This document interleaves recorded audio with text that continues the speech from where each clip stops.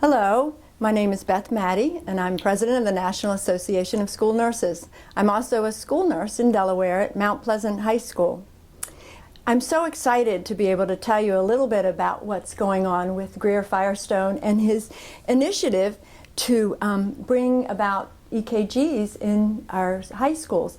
The initiative is Heart in the Game. Heart in the Game, yeah. Mm-hmm. And it started a couple of years ago when Greer walked into my office, just walked into the office and was telling me about his daughter, Grace, a very touching story, a really wonderful story, and how he was out to help other high school students and parents not have this happen to them. And his vision was to have all teenagers and athletes have EKGs that were in the high schools. And he had set up a program at the middle school, and he had come to talk about it and see if he could ask us to share the message and get the word out to let other people know that this really important service was being made available for free. Really, just a wonderful service, and what has impressed me so much is how much it has grown. The advocacy and the information that Greer shares has just multiplied immensely. He makes contacts. He's gone up and down the state helping to share his message because this is good for kids. He wants kids to be safe. So he has made partnerships with our local grocery store, ShopRite. He has made partnerships with the governor, with our county council president, and legislators, and they have jumped on board and been very, very supportive. But it doesn't stop there.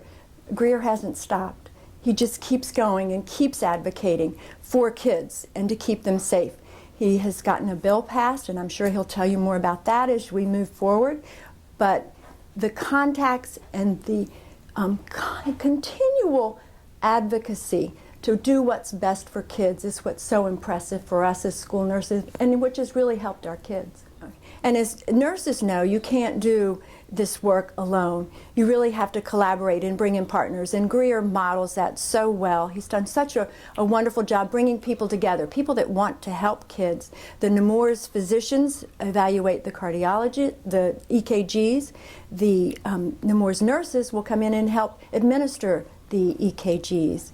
Our Newcastle County paramedics come and teach parents and students hands-only CPR. In the event that they are faced with an emergency, that they will know how to do CPR and use an AED. It's amazing that sudden cardiac arrest is one of the leading causes of death among our young athletes, and it's important that our young athletes and their families, their coaches and the like are all informed about the risks. You know, there's a great effort underway in Delaware, Heart in the Game, to provide free EKG screenings to students between the ages of 10 and 19, and really making sure that the community is informed about the risks. For me, this is really somewhat personal, having known Grace Firestone since I think she was in kindergarten. A great athlete way back then. She continued to be a great athlete through high school and college. And still today, somebody who is really the epitome of what it means to take good care of yourself around not only exercise but also eating well, which is another part of Heart in the Game. And so Grace is a great spokesperson for this effort, and somebody that all of Delaware can really look up to. Hi, my name is Paramedic Corporal Katie Watts. Been with Newcastle County EMS for approximately 10 years. I've been involved in Heart in the Game for several of the events with Greer Firestone, teaching hands-only CPR to the community, especially parents and kids that come out. The feedback is amazing.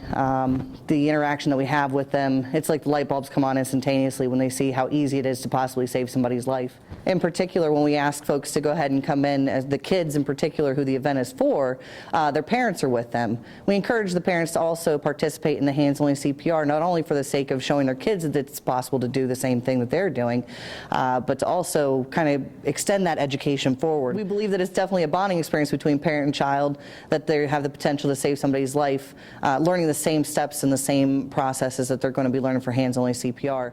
My name is John Carney, and I'm the lone congressman from the great state of Delaware, and I'm delighted to be able to share a few thoughts with you about Heart in the Game, which is an incredible organization in the first state, and it is an organization that was born out of a near tragedy.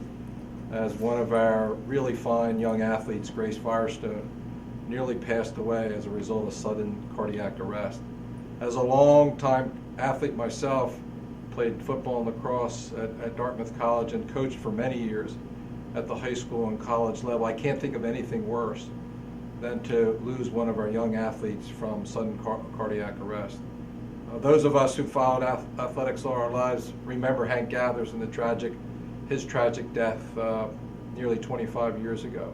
Heart in the Game is really an incredible organization, and it was part of legislation that was passed here in Delaware, one of the few states that did that, to make free EKGs available to young athletes, and more importantly, I think, to train parents and coaches and others how to use an AED in the event of a cardiac problem.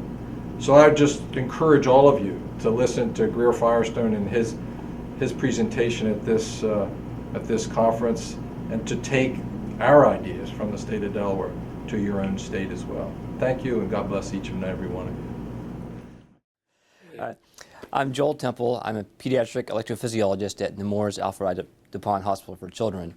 I specialize in arrhythmias and management of patients, young patients with arrhythmias. Several years ago, Greer Firestone came to us with an idea of offering free screening to the children in Delaware. I immediately thought it was a good idea. We had some thoughts of our own, and through a collaborative effort, I think we've developed a really good product. So through Greer's contribution, other than running the entire thing, was offering free EKGs to children in the state. So our contribution was we felt very strongly that the best product we could offer to people in the state would be to prepare them for unexpected events. And what I mean by that is training them and familiarizing them with CPR and how to use AEDs. And so Greer has agreed, and we've agreed, to provide both parts. So when people come to Heart in the Game, they not only receive a free EKG read by a pediatric cardiologist, they also receive exposure to CPR, brief training, and exposure to AEDs, which are automatic external defibrillators. So Greer brings us a stack of EKGs after each one of these events, which we read over the next week or so. If we find an abnormality of concern, we contact the parents and we contact their pediatrician. Greer also provides us with, or Heart in the Game, I should say, provides us with some background on the patients, so that if we find something that's potentially concerning, having a little bit of additional information can be helpful in helping us decide if this is something that's really of concern or not. Hi, I'm David Frank. I'm a paramedic with Newcastle County. I've been with them for the past 5 years. I was hired in November 1st, 2010. My very first tour that I was cleared, I was with right along with the sergeant. Our first night work was June 6th, 2011. We got I was riding with him as a first cleared paramedic, fresh on the street, just got my new badge, and we got a report for an 18-year-old in cardiac arrest. As the sergeants in Newcastle County, they always go responding as a single provider as another paramedic unit comes in response also. So as my very first call, I had a lot of feelings going on of, is this actually a CPR, and of course it's an 18-year-old, what am I going to do? We arrived on scene, a BLS unit, Tallyville was already there, confirmed CPR, started doing chest compressions. When I got on scene, I initially took over, put the monitor on the patient, put the monitor on Grace, found out that she was in a shock of rhythm, she was in V-fib. So of course at that time we were prompted to defibrillate her. While doing so, I was the one that placed an IO in her right leg, if I remember. After doing that, we continued doing CPR, continued doing heavy compressions. After establishing the IO, I went for an airway. I intubated Grace at that point. During this whole time, it was obviously very chaotic. More and more people kept showing up, trying to help us out. I think Newcastle County PD was also on scene. But altogether, we just kept performing chest compressions, kept defibrillating her as much as possible, because as soon as she was very persistent in V-fib, which is good for her because it's a better outcome if they are in V-fib versus asystole. After which we picked her up, got her out into the ambulance, got her on, started on our way down to Christiana Hospital, and through that entire time, he just kept initiating CPR, kept doing chest compressions. We were continuing to shock her because once again, she continued to be in VFib the entire time. After that, we transported to the hospital and gave our initial report. Hi, my name is Kevin Charles. I'm the Executive Director of the Delaware Interscholastic Athletic Association, and I'm also a former National Federation of High School Associations board member and past president. And one might ask the question, sudden cardiac arrest, why is that important to an organization like DIAA? Well, first and foremost, our mission includes protecting the physical well-being of the student athletes that we serve. But we also know that sudden cardiac arrest is the #1 cause of sudden death in high school athletes, about 15 to 25 a year among member schools. We also know that athletes are at 2 to 3 times greater risk for sudden cardiac arrest. And we know that when a sudden cardiac arrest event occurs, every second counts. Now here in Delaware in 2014, State Senator Bethany Hall Long approached me about the idea of introducing sudden cardiac arrest legislation here in the Delaware General Assembly. And we looked at an existing model. We thought we could do a little better. And so we got together a group of advocates and we put together the Gracie Firestone Act. And a couple important things about the Gracie Firestone Act. One, it's budget neutral. So there's no cost to the state, there's no cost to DIAA. And secondly, it passed unanimously in the General Assembly. It's very well received. It requires DIAA to do several things. A couple we were already doing. First is we are required to have the American Heart Association's recommended cardiovascular personal and family history questions in our annual PPE, our physical evaluation form. We were already doing that. It requires our coaches to hold a current CPR certification. We were already requiring that. But in addition, it requires that we do certain awareness activities. One, we are required to have a parent and student awareness fact sheet included in our PPE and require that they sign off on that. We're required to have information on our website. And in addition, we are required to present sudden cardiac arrest awareness information at our annual rules clinics for officials and coaches. So these are things that the bill requires us to do and that we're doing. Now, beyond that, what Delaware has been doing since the issue of sudden cardiac arrest has been elevated among importance for us is we are promoting heavily with our member schools the importance of emergency action planning. And in particular, we want our member schools to be aware of and accessibility to AEDs at our athletic facilities and during our athletic events.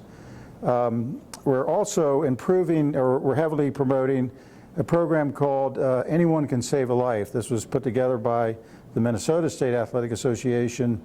It's a student-centered emergency response plan, an excellent plan, and if you're not familiar with it, I strongly encourage you to look it up and take a look at it.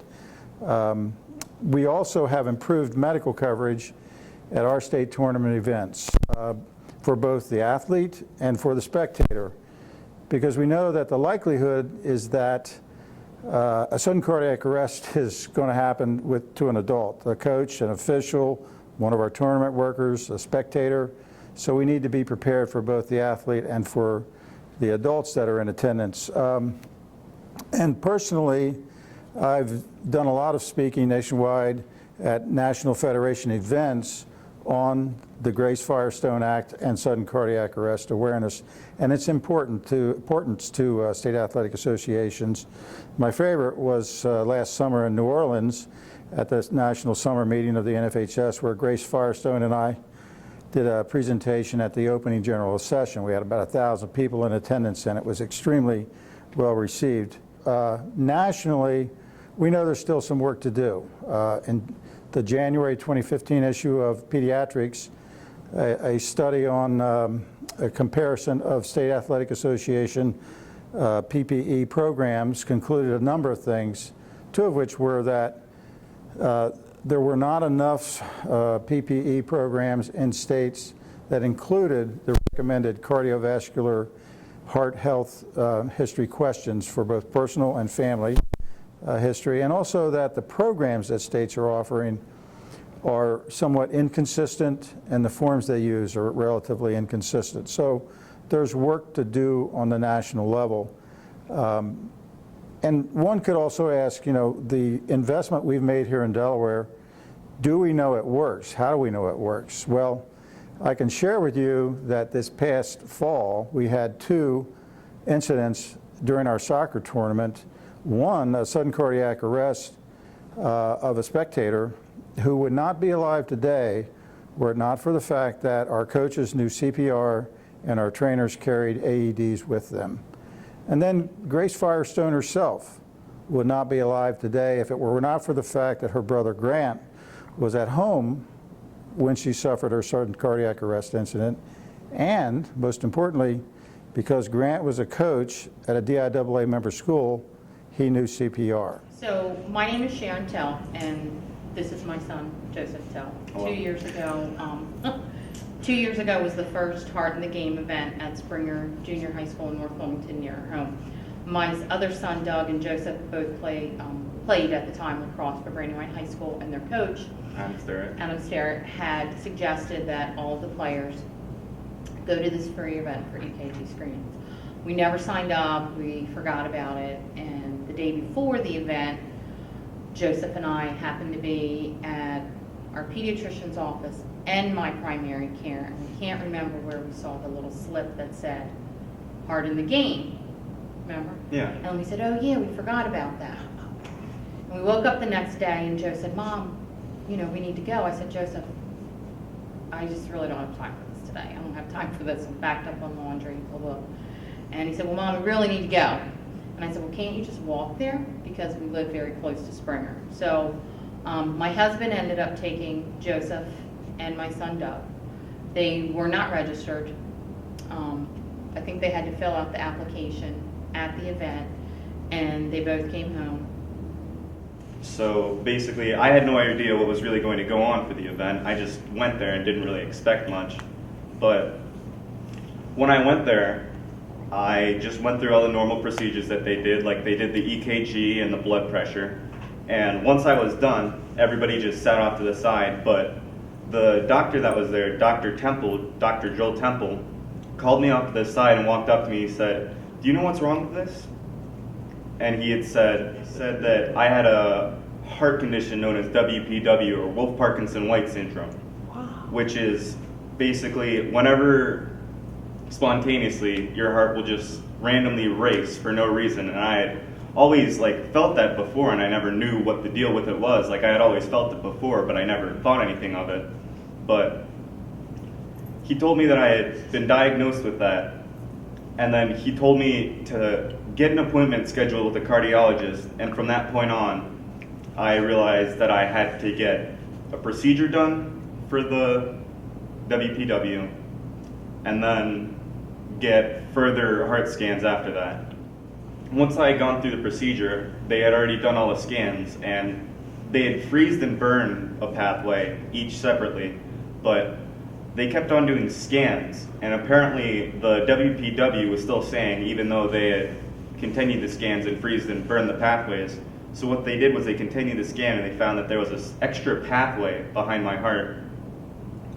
So what they did was they went in and removed that, and it was completely removed after that. I had no more of the random heartbeat. It was all completely fixed. And eventually I got cleared back for lacrosse, and I still managed to be able to play that March. So I was really happy for that. It's completely free, so there's no downside to going and spending a Sunday or a Saturday going and do this, because it helped me, and I'm still here, so I'm thankful for it. Hi, I'm United States Senator Chris Coons from Delaware, and it's my honor to contribute to the conversation at the National Association of School Nurses. You know, in my home state, Grace Firestone, an amazing, a talented high school athlete who went to the same high school that I did, was on her way to competing in college when she nearly died from a completely unexpected sudden cardiac arrest incident. Most other families, after she'd recovered, would have simply moved forward. But Grace and Greer, her father, instead have taken this tragic incident and turned it into a heartwarming possibility, an opportunity to save lives all over our state. With the Heart in the Game program, they've provided amazing training for school nurses, for coaches, for student athletes, and they've prevented future deaths. You too can play a role in bringing this model program, the Heart in the Game program, to nurses, to schools all over our country. In their screening, their free EKG screening, and their hands-only CPR training, they've discovered that 3 out of 100 high school athletes were at real risk of death from sudden cardiac arrest syndrome. I hope you'll listen to Greer Firestone's presentation today and realize that you really have a chance to save a life that is probably a student in your school today who's competing at a high level, who's an amazing young athlete, but who, unbeknownst to them, is at real risk from sudden cardiac arrest syndrome. We are so grateful for what Greer has done here in the state, for the legislation that's been passed here in our state, and we hope that you'll take these models and save lives in your states as well. Thank you.